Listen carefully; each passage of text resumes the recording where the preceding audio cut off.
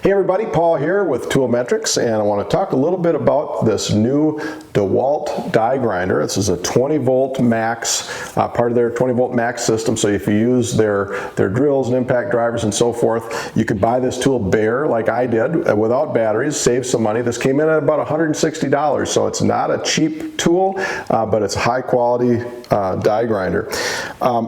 Before I dive into the review, I want to give you some perspective on how I use a die grinder so that you have that understanding as I'm talking about the features, the lens that I'm looking at that tool through. So a lot of people use these for metal work. I use it mainly as a power carving tool. So I carve occasionally scoops and spoons and so forth, and I use that to hog out wood as well as apply a finer texture in some cases. I also use it for something like this carving tray where I'll start out hogging out material with an angle grinder with the appropriate cutting tool on it, not this, and then I'll use a die grinder to add the texture to it. And with a tool like this, you have really good finesse and control and can add a texture really easily to something like that. I'll also occasionally pull it out for a furniture project where I'm doing a sculpted joint like on this Maloof style bench. Really a nice way to accelerate that process. I used to do it with a rasp, and that works fine. Die grinder just does it a lot faster. So some of the features on this particular die grinder. First, weight, ergonomics wise, it's a hefty tool. It's not super light, but I like that weight because it gives me good stability as I'm doing finesse work and good heft as I'm powering through a heavier cut. Ergonomically, it's great. Cushy grips both in the trigger area as well as on the front area where you can use your other hand to control the cut. Good cushy grip, non-slip, and plenty of length here to keep your hand away from the cutting action. It's also a long tool, 16 inches long, whereas my old angle grinder, die grinder, was a lot shorter. So I love the additional length. I feel like it gives me more stability and control over the cutting action. It has a 1/4 inch collet, very similar to a router. You could put a router bit, a traditional router bit in here. I wouldn't advise it. You want to use these burr style bits that are more of an abrading action than a cutting or slicing action. The reason being the router bit is going to just be too grabby in here. You don't want to dig in too deep and have that tool jerking around in your hands. You want nice smooth engagement and an abrading action on the wood for shaping. And so collet design, like I said, similar to a router, uses a 2-wrench system to tighten and loosen the collet. I would rather have a single tool operation for that. My old one that was 25 years old or whatever did use a single wrench operation and a push button to lock the spindle, but for whatever reason this design uses 2 wrenches, and so be it. It's not that big of a deal.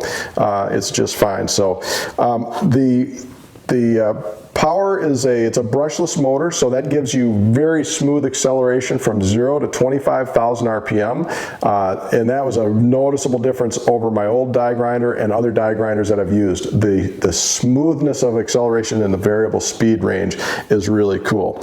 So you've got 2 or 3 different speed ranges, 10,000 RPM max, 17,500 RPM max, and 25,000 RPM max. 25,000 RPM is screaming fast. That's about the same as most routers on the high end, so you're going to be able to get a lot of work done, but I also like the fact that you can dial it down if you want to. I find that depending on the material that I'm working with, whether it's green or dry, and the size of bit that I'm using and the operation that I'm doing, am I trying to hog out material or am I doing a fine-tuning shaping operation, adding a fine texture, so forth.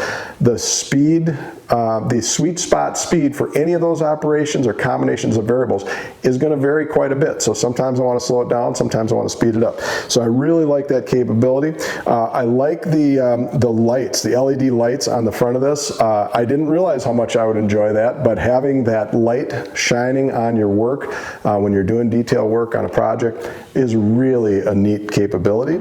And then finally, just as a kind of a matter of maintenance, they provide a screen, kind of a mesh screen on each side that's removable with a single screw and allows you to clean that out. That's keeping airflow going through the tool, keep it cool, and it's keeping dust and debris out as you're using your tool. So a tool like this is going to generate a lot of dust and debris very, very quickly that would really clog that filter up. So keep an eye on that, and you should be in good shape as long as you clean that out every once in a while. Battery life, I didn't run into any problems. Doing carving projects, I was able to finish spoons and so forth without having to stop and change batteries in the middle of the project. So this type of battery, it has great longevity as it is, and brushless design will extend the battery life by some percent over a brush style tool. So that gives you maximum utilization of the battery.